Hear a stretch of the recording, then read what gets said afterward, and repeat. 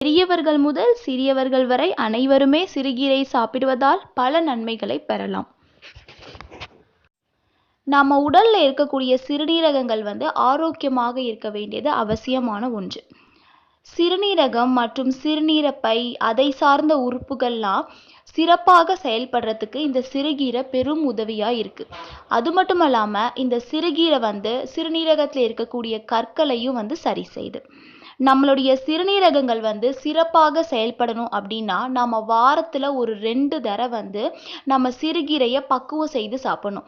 இந்த மாதிரி வாரத்துல ஒரு 2 தடவை நம்ம தொடர்ந்து சாப்பிட்டுட்டு வந்தோம் அப்படின்னா நம்ம சிறுநீரகத்துல கற்கள் ஏற்படாம எந்த ஒரு பாதிப்பு தொற்றும் இல்லாம நம்மளுடைய சிறுநீரகங்கள் சிறப்பாக ஆரோக்கியமாக செயல்படும்.